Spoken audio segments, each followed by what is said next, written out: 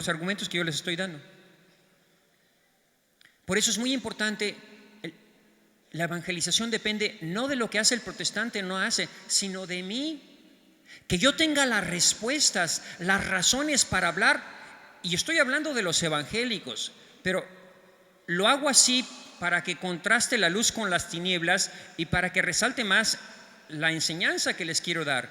Pero es lo mismo con tus hijos que pierden la fe, o con el chico que viene de la universidad y que ya no quiere, ya no cree, porque muchos jóvenes pierden en la universidad la fe. Y los papás no tienen una respuesta. ¿Por qué no tienes una respuesta? Siempre es lo mismo, como aquel niño que llegó de la secundaria con su mamá y le dice: oye mamá,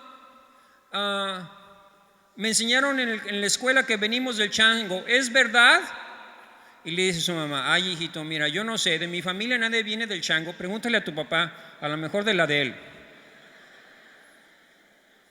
No sabemos qué decir, no tenemos argumentos. Entonces, ¿cómo voy a evangelizar? ¿Cómo ya voy a hablar de mi fe con un testigo de Jehová, con un evangélico, con un ateo, con un masón? ¿Cómo puedo hablar con un masón de mi fe si yo no conozco mi fe, si yo no tengo argumentos? Fíjense ustedes qué relajo armó el Papa Benedicto XVI con su discurso de Regensburg, porque les dijo a los musulmanes una cosa que si hacen caso se va a acabar el Islam. Y por eso muchos brincaron. El Papa, en su discurso de Regensburg, en una universidad que causó mucha polémica con los musulmanes, dijo lo siguiente: si una religión afirma ser revelada por Dios, que dé razones para probarlo, pero no use la espada, porque Dios no es violento. Y muchos musulmanes, de hecho, han firmado que están de acuerdo con lo que dice el Papa. Si Dios revela una religión, Dios es razonable y tiene que haber argumentos para creer. Por tanto, dejémonos ya de usar la espada y la violencia y cortar cabezas a los que no son de la religión musulmana. Pruébamelo con razones. Si el Islam es la religión verdadera, pruébamelo con razones. Y los musulmanes que piensan dicen: el Papa tiene razón. Pero el problema no es si los musulmanes tienen o no razones. Si nosotros, teniendo razones, las ignoramos, estamos en la misma situación. Porque somos católicos, creemos en Cristo, pero no tenemos las razones, los argumentos para hablar de nuestro Señor, para hablar de Dios. Y eso es lo que necesitamos. Por eso es muy importante que nos formemos en la apologética. Yo sé que hay muchas personas y muchos sacerdotes que están en contra de la apologética porque creen que la apologética es pleito. La apologética no es pleito. La apologética es dar razón de mi esperanza, como dice San Pedro. Hay que estar dispuestos a dar razones a tu hijo. Mamá, no creo en Dios, ya no quiero ir a misa. Mira, hijito, es que ya perdí la fe.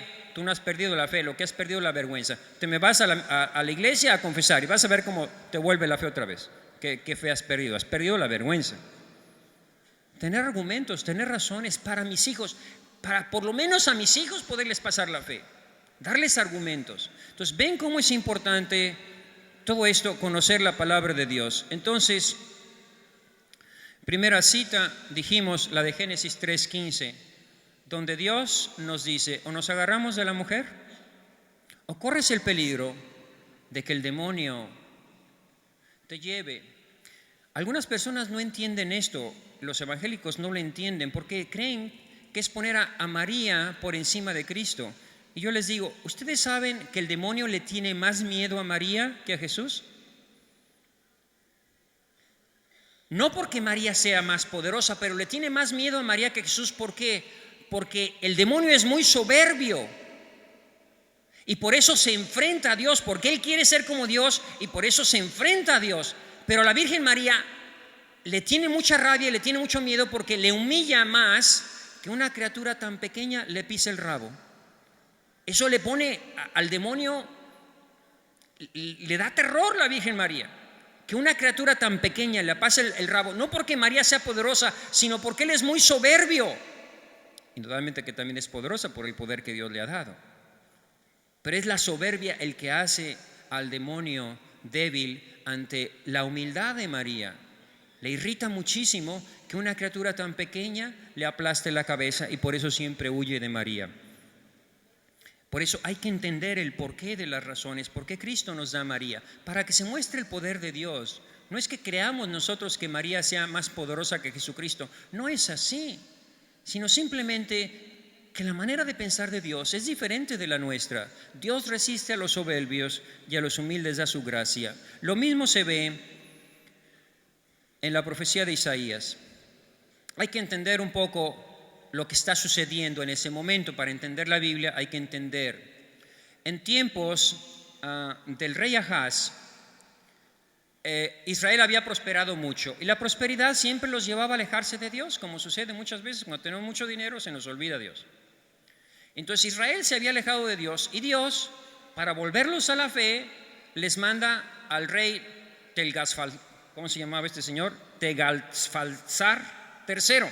Se los manda para que los ponga en paz, para que se vuelvan a Dios. Entonces el rey está asustado porque viene este rey muy poderoso a destruir Jerusalén con un armamento.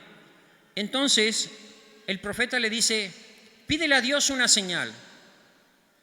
Y Ahaz dice: no, yo no puedo pedir ninguna señal, no sé qué señal pedir. Entonces dice: estás harto de... Dios te va a dar una señal. La Virgen concebirá y dará a luz un hijo que le pondrá por nombre Emmanuel. El rey no entiende esa señal, porque él quería una señal poderosa, quería una espada de fuego para vencer, una señal de poder. Y Dios da una señal de humildad, de una mujer débil que va a dar a luz, porque Dios se vale de eso. Dios se vale de esa mujer, de la humildad, para vencer al soberbio. El hombre no entiende, porque lo que quiere el hombre es armas y guerras y espadas para vencer al otro. Pero Dios no vence así.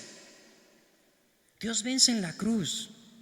Dios vence amando, Dios vence perdonando, Dios vence a través de la debilidad. Por eso le da esta señal: la Virgen concebirá y dará a luz un hijo y le pondrá por nombre Emmanuel. Señal. Hay que estar atentos a las señales de Dios que Dios me da para salvarle. La Virgen es una señal de salvación. Yo la veo, yo la contemplo, yo me salvo. La tercera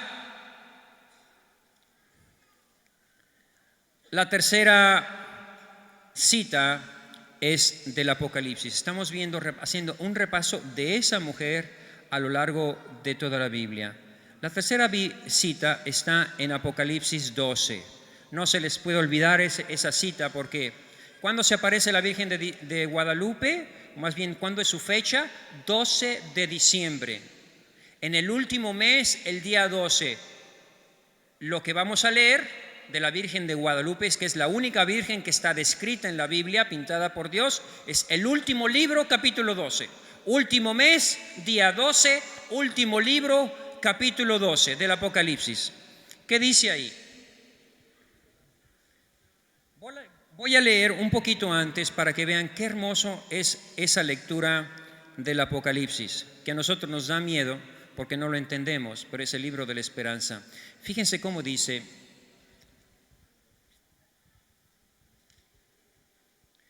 se abrió el santuario de Dios en el cielo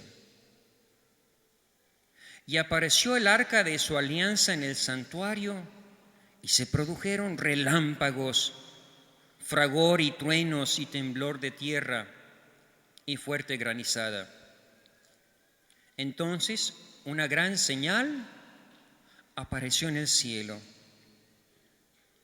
una mujer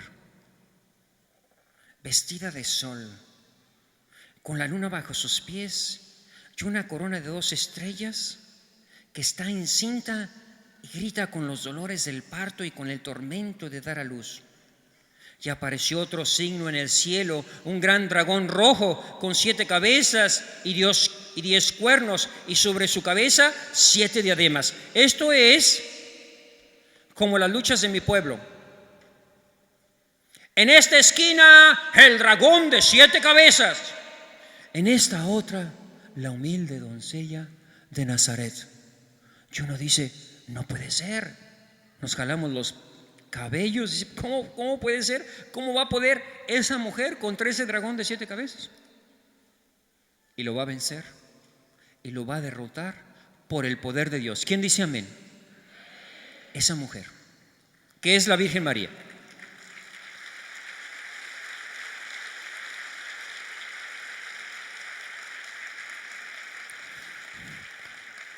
Pero vamos a entender, miren, la Biblia, para entenderla tenemos que meternos en esa, tenemos que ver, si no, no entendemos lo que está pasando. Lo que está pasando primero nos descubre una tormenta, pero una tormenta horrorosa, de granizada, de truenos, de ruido, de temblor, como allá en mi tierra, en Guadalajara, cuando tiembla, se oye el relámpago y el trueno y se oye.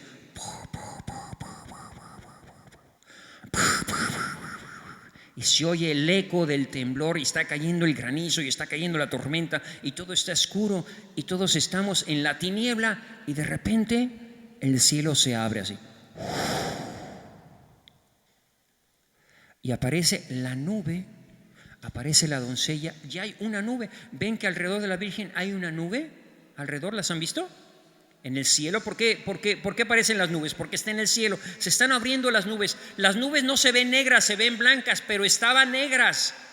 Lo que pasa que con la luz del sol, la luna y la misma mujer se iluminan las nubes. Las nubes se ven blancas en la pintura, en el cuadro de la Virgen de Guadalupe, pero no estaban blancas, estaban oscuras, estaban negras. Entonces es noche de oscuridad, de tiniebla y de repente aparece una luz luminosa. Y todos los hombres, todos Dios nos ha hecho para la luz, no para las tinieblas. Los animales en las tinieblas se sienten muy a gusto, los leones, los tigres, las fieras en la selva, pero si uno cae en la selva, le da miedo la oscuridad. El hombre no está hecho para las tinieblas. Entonces, cuando ve la luz, la mirada de todos los hombres se ve a esa señal en el cielo. ¿Las señales del cielo son de los hombres o son de Dios? ¿Dios nos da las señales en el cielo para salvarnos o para condenarnos? Y si yo no le hago caso a las señales que Dios me da, ¿qué me pasa? Me pierdo. Por eso, estas señales de Dios son 3 señales: la señal de la Virgen, la señal de la doncella, la señal del Génesis y la señal del Apocalipsis. Son señales que Dios me da claras para salvarme, para que nadie se pierda. Dios nos manda a su madre. Entonces Dios me da esta señal salvadora en el cielo, para que nadie se confunda, para que sepamos que viene de Dios. Y esta señal es una mujer que está encinta. ¿Cuándo se aparece la Virgen de Guadalupe? 12 de diciembre, unos días antes del nacimiento de nuestro Señor. Está encinta, va a dar a luz. ¿A quién nos va a traer? A Jesús.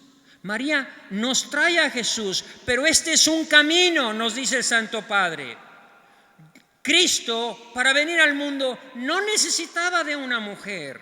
Podía haber venido como lo esperaban los judíos, en un carro de fuego, rodeado de sus ángeles, que algún día vendrá así, rodeado de sus ángeles. Pero Dios no quiso venir así, quiso venir a través de un camino, a través de la encarnación, a través de María, para enseñarnos a nosotros el camino de regreso. Cristo es el camino, la verdad y la vida. Amén. Entonces, si Cristo usa para llegar a nosotros a la Virgen María, ¿por qué nosotros no vamos a usar a la Virgen María para llegar a Cristo? Es el mismo camino. El camino de la encarnación, el camino de María, lo usó Cristo para llegar a nosotros, para que nosotros usáramos el camino más fácil para llegar a Cristo. Eso es lo que explica el Santo Padre. Aquí hay que entender la nueva Mariología. La antigua Mariología nos hablaba de la Inmaculada Concepción, la coronación de María, su gloriosa asunción, su virginidad. Todo eso es verdad y todo eso lo seguimos enseñando. Pero el Santo Padre, en su encíclica, Juan Pablo II, en su encíclica sobre la Virgen María, la madre del Redentor, Redentoris Mater, dice que la nueva manera de hablar de María es como la primera cristiana, como la pone San Lucas, la primera seguidora de Cristo, la primera que aceptó a Cristo como su único Salvador fue la Virgen María. Los hermanos separados dicen, Cristo salva, Cristo nos salva. Es verdad, Cristo nos salva. Claro que Cristo nos salva. ¿Y quién fue la primera que aceptó a Cristo como su único Salvador? La Virgen María. También dicen los hermanos separados, la fe salva, la fe salva. Es verdad que la fe salva, pero para que no nos confundamos, que no cualquier fe salva, Dios nos pone la fe de María para que sepamos que es la fe como la de María la que salva. Bienaventurada tú porque has creído por tu fe, bienaventurada tú por tu fe. Por eso la Virgen María es tan importante, porque ella nos enseña en qué consiste la fe. Que no consiste nada más en decir Cristo es mi único Salvador, sino la fe consiste en seguir a Jesús. Desde Caná, en la Eucaristía, hasta la cruz. María estuvo con Jesús todo su tiempo. Está en Belén, a donde va María, ahí va Jesús. Está en Egipto, ahí se fue Jesús, ¿sí o no? Cristo nació en Belén porque ahí estaba María. Cuando María se fue a Nazaret, ¿quién se fue con ella? Jesús. Cuando María se va a Caná, ¿quién llega después? ¿Dónde está María? Ahí llega Jesús. Entonces, ese es el camino de María. Es el camino de la verdadera fe, de la fe que es compromiso, de la fe que es don, de la fe que es entrega, de la fe que es seguimiento fiel hasta la cruz. Porque la fe de María se ve sobre todo en la cruz, al pie de la cruz, al ver a su hijo ahí crucificado, al ver, escuchándolo, Padre, perdónalos porque no saben lo que hacen. María crece en la fe, sufre con Jesús, padece con Jesús. Por eso es tan importante, porque si no, nosotros creemos, yo ya acepté a Cristo como único Salvador, yo ya me voy a salvar. No, no es así. Se salvas si vives la fe y sigues el camino de la fe. Por eso nosotros no decimos sola fe, sino fe, esperanza y caridad. Y no decimos Cristo, sino Cristo, su madre y la iglesia. Entonces, la Virgen María es la madre de Jesús. Una gran señal apareció en el cielo, una mujer vestida de sol que está encinta. Ahí tiene la Virgen de Guadalupe con una cinta negra. ¿Qué significa esa cinta negra? Que está embarazada, el símbolo de que ahí está, que ahí viene Jesús, y que va a derrotar al demonio. Y se fijan bien, hay otro pasaje que hay que recordar que está al final de ese capítulo. Fíjense cómo no existe nada más Cristo. Está la madre, está su hijo, y dice al final de ese capítulo 12, entonces el demonio, despechado contra la mujer, se fue a hacer la guerra al resto de sus hijos. ¿Los hijos de quién? Los hijos de la mujer, los hijos de María. ¿Eres tú hijo de María, sí o no? Eso es. Si tú realmente eres cristiano, tienes que ser hijo de María, porque si no, corres el riesgo de ponerte del otro lado. Entonces, primera verdad, Cristo solo no existe. Segundo, Cristo siempre está con su madre. Se encarnó de María la Virgen. La carne de Cristo es la carne de María. Cuando el evangélico dice que me cubra su sangre, ¿de quién es esa sangre? De María. Entonces tienes que creer en María. Si tú crees que la sangre de Cristo salva, ¿la sangre de Cristo nos salva, sí o no? ¿De quién es esa sangre? De María. Toda la sangre de Cristo es la sangre de María. Yo no sé la fórmula del DNA ni qué tipo de sangre tenía María, pero toda la sangre, porque todos nosotros tenemos sangre del Padre y de la Madre. Por eso, cuando ahora se da de moda, que no sé si me engañó mi mujer, llevamos la sangre del Hijo para ver si tiene el DNA del hombre.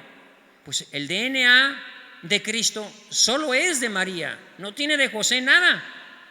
Todo es de María, entonces toda la sangre es de María. Si la sangre de Cristo nos salva, es la sangre de María. No puede separar a Cristo de María. Entonces eso nos tiene que quedar súper claro a todos. Y esto es lo que yo tengo que compartir. Tienes que amar a María. ¿Qué Cristo es ese que predican que desprecia a su madre? Ese no es el Cristo del Evangelio. Yo no puedo predicar a un Cristo que desprecia a su madre, porque ellos dicen, María es una mujer cualquiera. No es una mujer cualquiera, es la mujer. Y eso es lo que tenemos que entender. La Biblia no dice jamás que la Virgen María sea una mujer cualquiera. Ese es un invento de los evangélicos. Dice que es la mujer. La mujer, aquí está la otra cosa que tenemos que entender de esta palabra. La mujer es el término con que el esposo llama a su esposa. Mujer, mujer, ¿qué nos va a ti y a mí? Mujer, ahí tienes a tu hijo. ¿Por qué Dios llama, Jesucristo llama a María mujer? Porque le está cambiando el nombre, como lo hizo con Pedro. No vamos a decir que a Pedro, que se llamaba Simón, Cristo le cambia el nombre, le dice, tú te llamarás Pedro. ¿Qué significa Pedro? Piedra. Pero Cristo no lo llama Pedro por cabezón, piedra, no lo llama así. Sino el cambio de nombre significa que le asigna una nueva misión, ser el fundamento de la iglesia. Por eso, cuando a María le cambia el nombre y no la llama por su nombre, le está asignando una misión. Cuando la llama mujer, está diciendo, esta es tu misión. ¿Cuál va a ser? Lo que acabamos de leer en Apocalipsis, ser la madre de todos los hijos de Jesús. ¿Eres hijos de Jesús? Entonces María es tu madre, porque para ser hermanos tenemos que tener una madre, si no, ¿cómo vamos a ser hermanos? ¿Por qué los llamamos hermanos separados? Porque también ellos son hijos de María, ¿sí o no? También María los ama a ellos, pero ellos no reconocen a María como su madre, y eso es lo que nosotros tenemos que hacer. Entonces, Cristo llama a María porque mujer, porque es el término que el esposo llama a su esposa. Y si ustedes se fijan, esa es la otra cosa que tenemos que aprender en la Biblia, y es, Cristo en la Biblia es llamado el esposo. Vengan a las fiestas del esposo, la fiesta de bodas. ¿No invita a Cristo muchas veces a vengan todos a la fiesta de bodas? ¿Quién es el que se casa? Jesús es el que se casa. Vengan a la fiesta de bodas, la cena ya está preparada y muchos no quieren ir. La fiesta de bodas es aquí en la tierra, no es en el cielo. Vengan, el Señor, el Rey envía a sus invitados a invitar todos a la fiesta de bodas y muchos dicen, yo no quiero ir. Y después los rechaza a los que no quisieron aceptar. Entonces Cristo, Dios nos invita a la fiesta de bodas de su Hijo. ¿Con quién se casa Jesús? ¿Quién es la esposa de Jesús? Si es el esposo, tiene que tener esposa. ¿Y cuál es la iglesia de Cristo? La iglesia católica, y no hay más. Porque Cristo nunca se divorció de su esposa. Este es el otro engaño que tienen los evangélicos y tienen los protestantes. Y que tienen algunos católicos que dicen, yo me arreglo con Cristo. No, tú no te puedes arreglar con Cristo directamente. Que Cristo te ama y puedes hablar y puedes ir a la Eucaristía y puedes ponerte enfrente de Jesús. Eso es verdad. Yo conozco a varias personas, alcohólicos, drogadictos, que llegan enfrente de la Eucaristía y le dicen, Señor, soy un bruto, soy un imbécil, soy un tonto, no puedo salir de las drogas, ayúdame. Hablan con Cristo en la Eucaristía y salen de las drogas y salen del alcohol. Porque yo puedo comunicarme directamente con Cristo, eso es verdad, pero Cristo no quiere que vivamos solos, quiere que vivamos en una comunidad. Cristo solo nunca está en la Biblia. Solo hay un momento donde está Cristo solo en la Biblia, y eso es en el desierto con el demonio. Nada más. Todo el demás momento o está con su madre o está con sus apóstoles, la iglesia. El Cristo solo no es el Cristo de la Biblia. Entonces no puede separar al esposo de la esposa. La esposa de Cristo es la iglesia de Cristo. Por eso fíjense ustedes, y aquí volvemos a San Pablo, la primera idea con la que comencé. Este es el año de San Pablo. Y San Pablo, toda la vida de San Pablo se explica con un solo encuentro, el encuentro de Damasco, cuando Cristo le dice: Saulo, Saulo, ¿por qué me persigues? Y Pablo le pregunta: Señor, ¿quién eres tú? Y le dice: yo soy Jesús, y vuelve a repetir: a quien tú persigues. Y San Pablo podría decir: no, Señor, yo no te conozco, no sé ni quién eres. Además, el Cristo que yo conocí ya murió, no te puedo estar persiguiendo a ti. Y Jesucristo le vuelve a repetir: yo soy Jesús a quien tú persigues, porque cuando persigues a la iglesia me estás persiguiendo a mí. Eso quiere decir que Cristo no está separado de su iglesia, nunca se divorció de su iglesia. Y por eso los protestantes, las sectas, las llamamos sectas porque dividen. ¿A qué dividen? A Cristo, al hijo de la madre, al esposo de la esposa. Eso no está bien. No debemos separar al esposo de la esposa, porque Cristo tiene solo una esposa y esa es la iglesia que Él fundó. Amén. Y Cristo tiene una sola madre y esa es la Virgen María. Amén. Y no debemos separar nunca al hijo de la madre ni al esposo de la esposa. Precisamente por eso el protestantismo propiamente comenzó con un divorcio de Enrique VIII. Y por eso el matrimonio no vale nada, se pueden volver a casar, se pueden divorciar. El único lugar donde no existe eso es en la Iglesia Católica. ¿Por qué? Porque creemos que Cristo amó a su iglesia y se entregó por ella. ¿Amas tú a Jesús? Ama lo que ama Jesús. Si amas tú a Jesús, ama a los que ama Jesús. Cristo amó a su esposa y se entregó por ella, dice San Pablo. Y le reclama a San Pablo: ¿por qué me persigues? Porque Cristo se identifica con su iglesia. El Cristo solo no existe. Pregunta: ¿cumplió Cristo con los mandamientos, sí o no? ¿Con todos? ¿Cristo cumplió el cuarto mandamiento? ¿Qué dice el cuarto mandamiento? Honrarás a tu padre y a tu madre. ¿Quién es su padre en el cielo? ¿Quién es su madre en la tierra? ¿Cristo amaba a María? Entonces, si yo amo a Cristo, tengo que amar a los que Cristo ama. No existe solo la fe, existe el amor. Y por eso Cristo tiene una madre y quiere que la amemos, y tiene una iglesia y quiere que la amemos. Y esto no solo se da en los evangélicos, sino se da en los mismos cristianos, en los católicos, que muchas veces dicen: no, ¿yo para qué voy a la iglesia? Es que la iglesia es la familia de Jesús, es el cuerpo de Cristo. No entienden, creen que la iglesia es una estructura, creen que la iglesia es el Papa, los sacerdotes. No, Señor. La iglesia es el cuerpo de Cristo, la iglesia es la esposa de Cristo. Y Cristo, dice San Pablo, amó a su esposa y se entregó por ella. Pues yo debo hacer lo mismo. Debo amar a la iglesia. Y hoy hay que decirlo: no se ama. Hay muchos que no aman a la iglesia, la critican, hablan mal de ella. Hace poco un cardenal muy importante en Italia escribió un libro en contra, otra vez dándole un palo más a Pablo VI, a ese papa que era tan santo, y todos los males que estamos sufriendo se deben a que no obedecimos esa encíclica tan hermosa sobre la vida humana que él escribió. Y todavía un cardenal atacando al papa. Eso no es amar a Cristo, eso no es amar a la iglesia.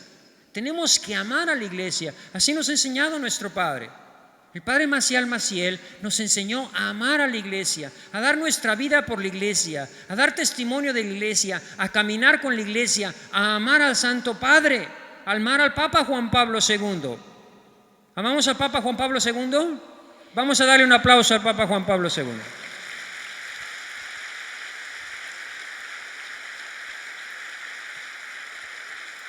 Ya saben cuáles fueron los 5 milagros que hizo el Papa Juan Pablo II. Un hombre que amaba a la iglesia y que amaba a la Virgen María. Y termino con esta historia de este Papa amante de la iglesia y amante consagrado a la Virgen María. Totus tuos. Los 5 milagros del Papa. ¿Quién se enteró de la muerte del Papa Juan Pablo II? ¿Quién lo vio en la televisión o lo escuchó en la radio? La muerte del Papa Juan Pablo II. Bueno, 5 milagros. Si ustedes ven pueden volver a ver esa película del entierro del Papa Juan Pablo II. Son 5 milagros los que ocurrieron en la muerte del Papa Juan Pablo. Primer milagro, el día en que el Papa murió. ¿Qué día fue? Sábado, día víspera del Señor de la Misericordia. Doble milagro. Papa consagrado a María, muere el sábado y muere la víspera del Señor de la Misericordia. Y no solo muere la víspera del Señor de la Misericordia, la misa la celebra su secretario, la celebra en la tarde, y la última misa que escucha el Santo Padre es la del Señor de la Misericordia. Por eso yo soy un gran promotor de la Divina Misericordia, y yo quiero que de aquí todos se comprometan a promover la Divina Misericordia. Y aquí traje los folletitos para que me ayuden a promover la Divina Misericordia en todas partes. ¿Me van a ayudar? Porque es un deseo del Santo Padre. Yo nada más lo quiero hacer por eso, porque yo amo al Papa Juan Pablo II. Entonces, primer milagro, el día de su muerte, sábado, y el Papa que establece la fiesta más importante, la última tabla de salvación, y lo dice el mismo Papa en su discurso en la inauguración del Santuario de la Misericordia: no esperen ya más chances, esta es la última, se les va, agárrense de la misericordia de Dios. Primer milagro. Segundo milagro, más de 200 representantes de todas las Naciones Unidas reunidos ahí en el entierro del Papa. Ahí estaba Kofi Annan, el iraniano Kofi Annan, ahí estaba el italiano Ciampi, ahí estaba el francés Chirac, ahí estaba el mexicano Fox, ahí estaba el español Zapatero, ahí estaban los príncipes de España, ahí estaban todos los representantes, 200 representantes de 200 naciones al entierro del Papa católico. ¿A qué se debe que todos los representantes de las naciones habrán reconocido que Él es el vicario de Cristo? Pero no solo los representantes de todas las naciones, estaban representantes de todas las religiones. Ahí había cristianos, evangélicos, budistas, hindús, de todas las religiones. Por primera vez en la historia se cumplió aquella palabra de Jesús: Padre, que todos sean uno como tú estás en mí y yo en ti, para que el mundo crea que tú me has enviado. Todos reunidos. ¿Y qué estaban haciendo? Que es el tercer milagro. ¿Qué estaban haciendo ahí? Orando. ¿Qué estaban diciendo? Estaban en misa, tenían el misal en la mano y estaban diciendo: creo en un solo Dios, Padre Todopoderoso. Y después estaban diciendo en latín, no sabían lo que decían porque estaba en latín, pero que lo dijeron, lo dijeron. Y después dijeron: Pater noster, qui es in celis, sanctificetur nomen. Y lo dijeron, Padre nuestro, lo dijeron. Y cuando el Papa dijo: daos la paz, no era el Papa, bueno, sí es el Papa y no era el Papa, era el cardenal Ratzinger, pero dice: daos la paz. El presidente de Estados Unidos se la dio al comunista y el judío se la dio al musulmán, y se dieron todos la paz. Por primera vez se dieron todos la paz. Y el quinto milagro, además de las naciones, además de la oración, quinto milagro. Este es un milagro del que yo siempre había hablado mucho. Les dije: fíjense, cuando llegue el Papa empieza a soplar el viento.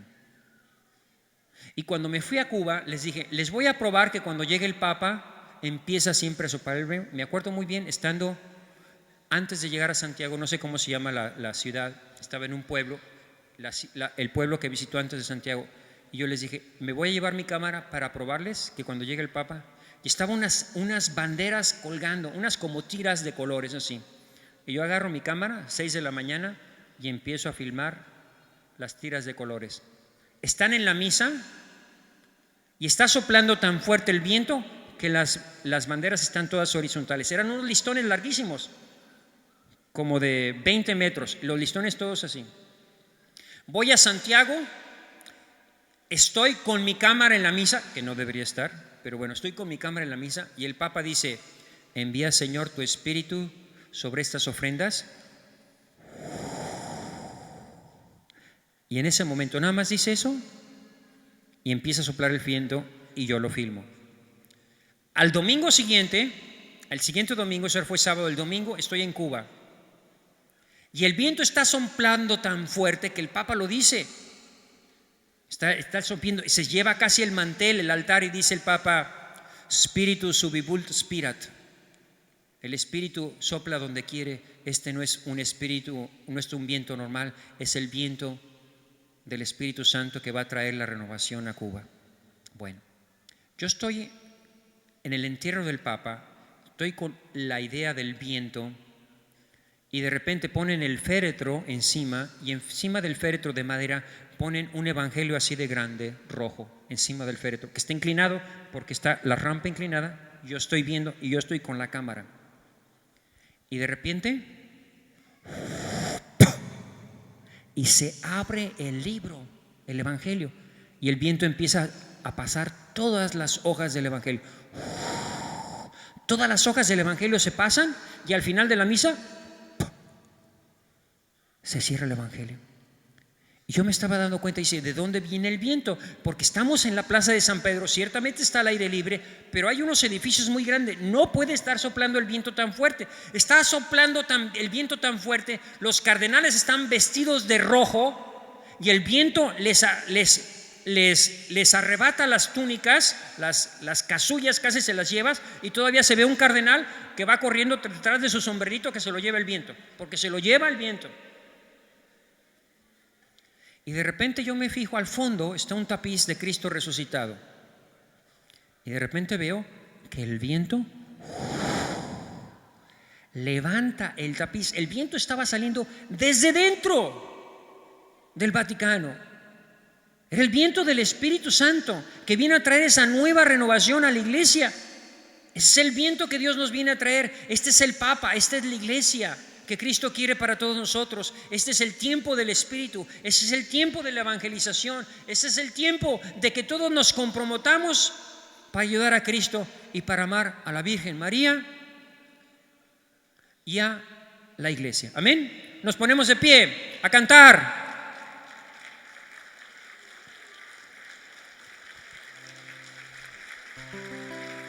Un canto a la Virgen. ¿Me ayudan? ¿Me acompañan?